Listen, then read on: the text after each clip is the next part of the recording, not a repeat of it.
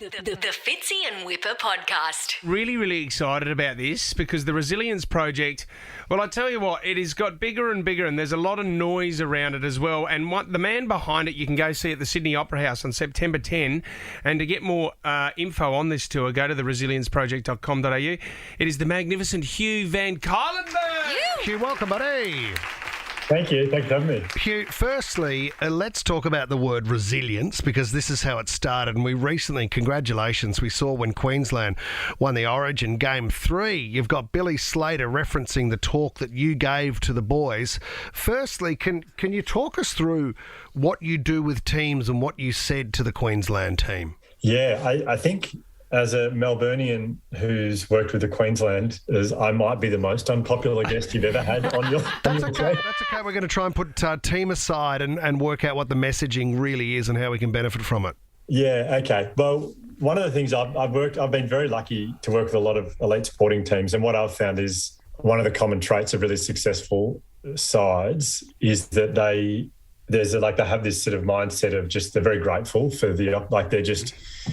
I remember sitting down with Billy Slater in about February. It was February this year, and he first caught up with me and said, "I'd love you to work with the Queenslanders this year. I'd love you to do this. We could do this. We could do that." And I don't follow rugby league at all, so I said, "Yeah, sounds good." And I said, "Who's incidentally who's coached this year?" And he said, "Oh, that's me." Awesome.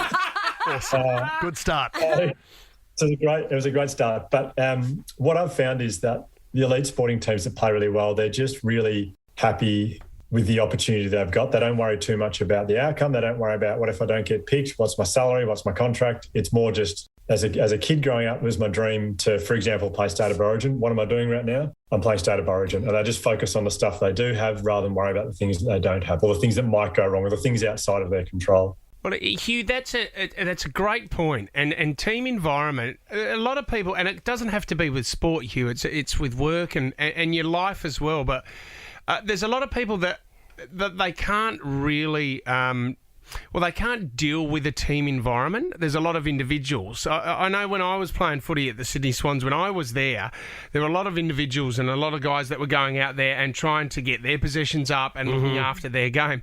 It was interesting that when I left the Sydney Swans, they brought in a no dickhead policy and then they started winning, which was really weird, was the year that they got rid of me.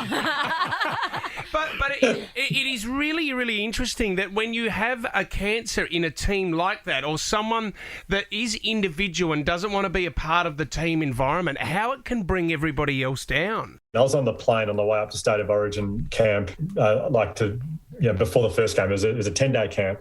And I was literally studying their faces. I'd printed out all their faces, all their names, all their background, because I didn't know who anyone was. Yeah.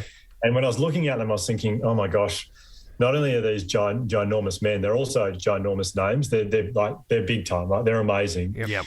And so, but they were kind of the opposite of what I'd expected when I got into camp. They were the most humble, down to earth. I mean, I'm a no one. Like I came from Victoria, of someone who has no idea about rugby league. No. But they were so warm, so inviting, so welcoming. Yep. And I think that sort of speaks to your point there, Fitzy. I really think there was no one there who was really focused on, I need to be the best player of the series. I need to stand out here. I need to be the man or whatever. During the first camp, in my first presentation, I said, put your hand up if it was your dream to play State of Origin as a kid. And every single hand went up. And I said, look what you're doing right now. Have a look at this. How lucky you. And the smiles on their faces, because I already knew. I don't think they really needed me, to be honest. I think it was a bit of a waste of time. But anyway, they got it. Gratitude. Gratitude is the ability to pay attention to what you've got, not worry about what you don't have. And we struggle with that in Australia. We spend so much time focusing on the stuff we don't have. We have got so much here in Australia. We miss the things we have all the time. And these boys were an incredibly grateful group. The Resilience Project does a lot of work, obviously, with schools as well as businesses and sporting teams.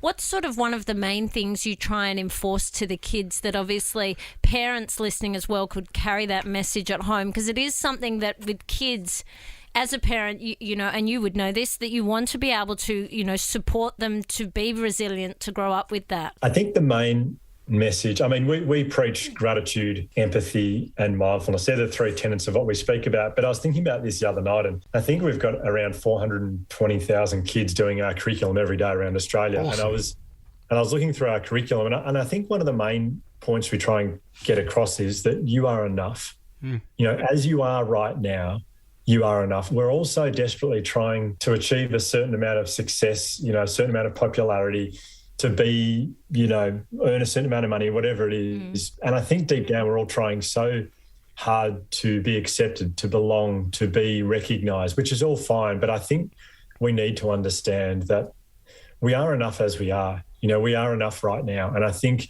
it is so important kids hear that at a young age that, hey, the way you are right now, you are enough. That is so important, because I didn't have that from my old man, Hugh. I didn't have that at all, and I look back now, and you know what? The best thing is, Hugh, is that my old man and I have sat down and spoken about this, because there were years there where I go, there's no way I can bring this up with Dad. He will think this is a sign of weakness. He won't want to talk to me about it. But Hugh, the day that I did, I remember he broke down with tears, and he said, I am so glad that you did this. And in a way, I resented him, because I'm like, you should have been the one that having this conversation, not your son. But now it is unbelievable how just a simple chat like that can change your life and the relationship that I have with my father. Now, we hug each other. We never did that before. We say, I love you to each other. Yeah. We never, ever did that before. Incredible. I mean, it's such a huge act of vulnerability on your part to do that. It's funny you say that. Just looking back on the camp I had with the Origin boys, I think that was a big part of. I was really asking them to be vulnerable and just to, you know, say I love you, to tell the people that you love them, all that kind of stuff. Because the more vulnerable you are, the more authentically connected you are, and that's exactly what you've experienced with your old man. And I love that, Fitzy. Yeah. Hugh, the other thing too, when you flip the coin then, and I loved your podcast, the interview with Missy Higgins, and she spoke about how she was, the anxiety and the nerves she would have about releasing new music, and am I any good? Can I do this? So there's the idea of being, believing that you're enough. But when it comes to needing the strength required to take a leap or back yourself, how do you drive people towards finding that strength? Yeah, I think a lot of us don't take that step, or we don't take a risk because we're so scared of failing. Especially in Australia. Yeah, absolutely. Absolutely. I think so many of us are really scared of failure, and I think it holds so many of us back. But failure it is so important to fail. We all fail all the time. We stuff up all the time. It took me about an hour to work out the tech stuff to get this interview done. but that's part of our stories, you know. We're human beings, you know, we're imperfect. We stuff up all the time, we fail. And I think we need to embrace that a little bit more. I mean, we spoke about, to just come back to Start of Origin, we spoke about all the failures they've had along the way to get to where they are, and how they have actually been the most important part of their journey, and they are there because of their failures throughout their career and the things they've learned throughout their failures. You know, losing last year, Daly Cherry Evans spoke about the pain of losing last year, but he's turned his pain into drive. He's turned his failure into a success. And I think that's, Wippa, to come back to your question, I think Missy Higgins talking about that, you know, I don't think Missy realises that she's famous, or I know she knows she's quite really. Doesn't realise how good she is. No, she doesn't at all. But it's funny. We had Glenn Robbins on our podcast, The Imperfects, the other day, and he spoke about his self-doubt that he gets when he goes on panel shows. And he said, I just sit there and I get stressed and I think, am I being funny? Should I say this? What will people think of me? And I thought, if Glenn Robbins has self-doubt doing a panel show, in my head, that's like LeBron James getting self-doubt before basketball. Yes. Like he's like Ben Robbins. So I think it's important to remember that we all experience self-doubt. We all have this inner critic which just nags at us all the time. We all have this inner critic, and I think it's important to just accept that, yeah, we're human. That's part of being human. We all doubt ourselves from time to time, but I think remembering it's okay to fail, it's okay to stuff up, and embracing that as part of who we are, and knowing that we're enough. Like, I'm enough. I don't need to absolutely nail this interview. It'd be nice, but if I don't, I'm still enough. On the other side of the coin, Hugh, is that when you do succeed, and Hugh, you're killing this interview. Congratulations. I don't know if it's the first one you ever had. It's really good for me too. But see, when you do, that's the thing that becomes addictive. is that you want that feeling all the time, and failing is so good, and I'm trying to teach my boys that now, is that you can learn from this and find that drive. They're never going to make that mistake again.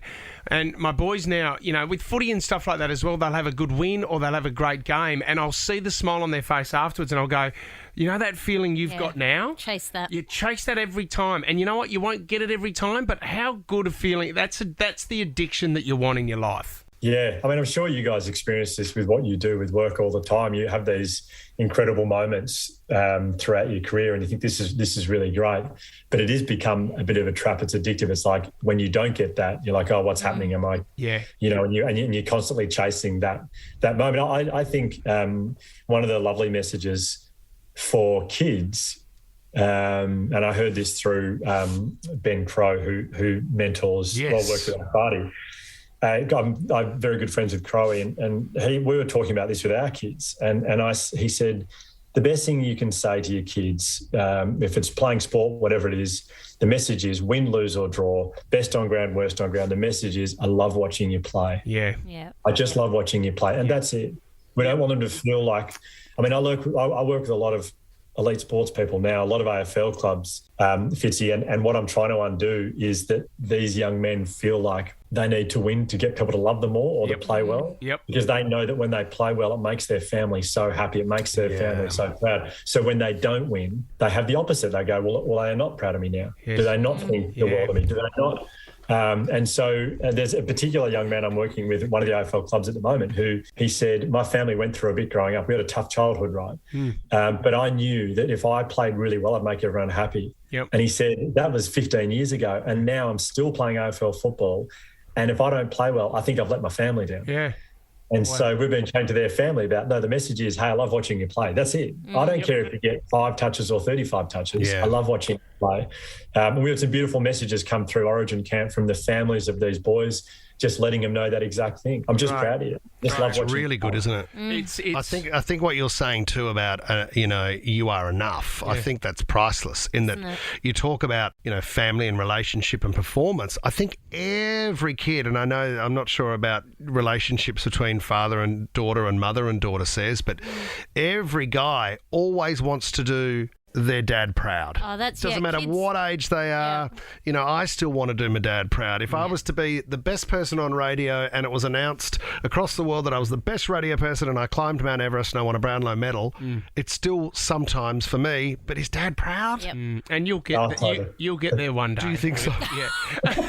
I mean, I haven't played footy since I was 16, but you think I can win a Brownlow? Any day now. Because Fitzy, I just love watching you play. You're a pain in the arse.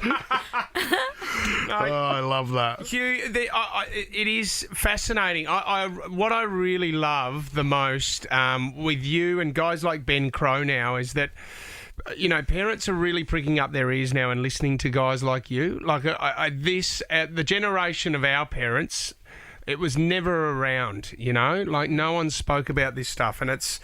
I just put you put a smile on my face. You've always got a smile on your face anyway, which I love about you as well. And I don't know if it's always been like that, Hugh, but I think you put smiles on everyone else's faces as well, mate. So we appreciate your time. If you would like to go see Hugh, he's at the Sydney Opera House on September 10. It's the Resilience Project, and you can go to resilienceproject.com.au. You get more details there. Mate, thank you for your time, Hugh, and thanks for coming on the show. Thanks, guys. Bye. Thanks, Hugh. That was awesome. Well done, buddy. Thank you. The Fitzy and Wippa podcast.